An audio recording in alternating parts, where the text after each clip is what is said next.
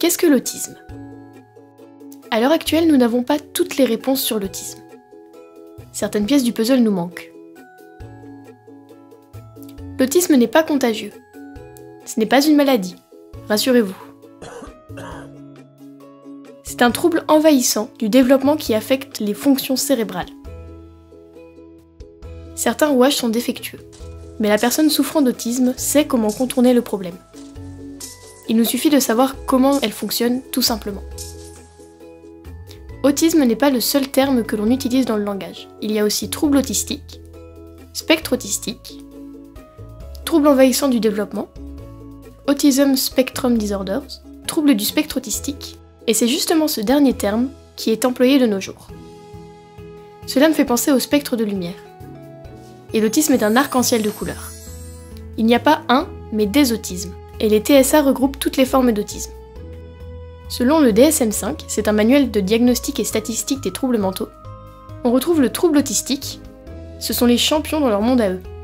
Le syndrome d'Asperger, ce sont les champions du cérébral, et les troubles envahissants du développement non spécifique, ce sont les champions qui ne montrent pas tous les signes cliniques de l'autisme, ou alors de façon très atypique. Il y a toujours un emplacement réservé à l'inexplicable pour pouvoir tout expliquer. Le syndrome de Rett et le trouble désintégratif de l'enfance faisaient partie de ce classement. Mais ce sont des maladies neurocognitives dégénératives, c'est-à-dire que l'enfant grandit normalement jusqu'à un certain âge où il va régresser par la suite en développant des symptômes un peu similaires à l'autisme. Je vous présente quelques chiffres. En France, une naissance sur 100 est touchée par les TSA. Il touche 3 garçons pour une fille. 80% des enfants atteints d'autisme ne sont pas scolarisés. De plus, les prises en charge sont souvent inadaptées. Il y a 650 000 personnes souffrant de TSA. Cela représente la population du département de la Vendée.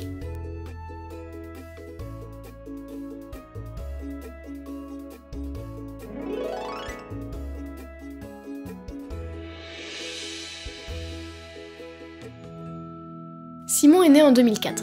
Il a été diagnostiqué TSA en 2007. Il a commencé sa scolarité comme tous les enfants. À l'école, tous ses petits copains le trouvaient bizarre. Il restait toujours tout seul durant la récréation. Son passe-temps, c'était de faire du vélo et de regarder ses roues tourner.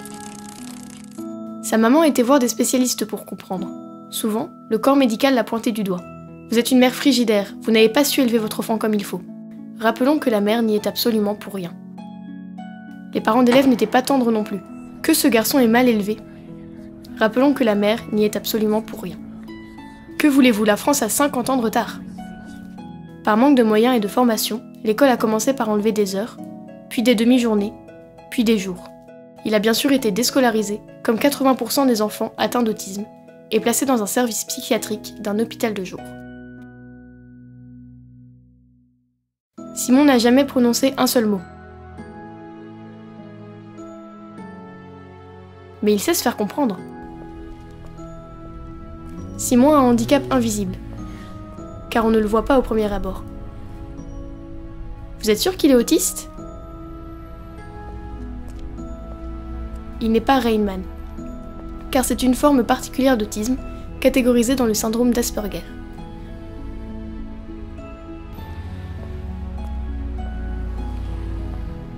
Lui, c'est un expert de la sensorialité. Il aime voir, toucher, sentir, entendre, goûter. Il aime aussi se balancer. On parle souvent de l'enfance et l'autisme, mais l'enfance ne dure qu'un quart de notre vie. Comment aborde-t-on la question de l'adulte atteint d'autisme? Et la personne âgée?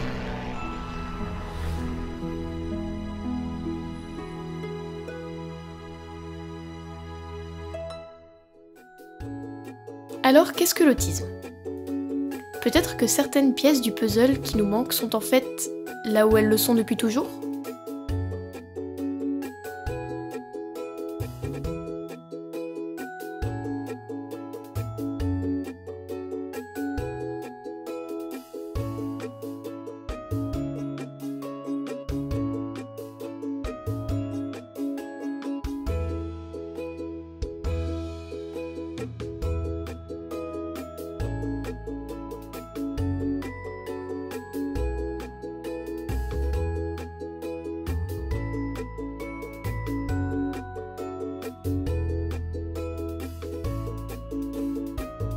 N'oublions pas la Journée mondiale de l'autisme pour qu'ensemble, nous donnions un monde meilleur basé sur l'inclusion.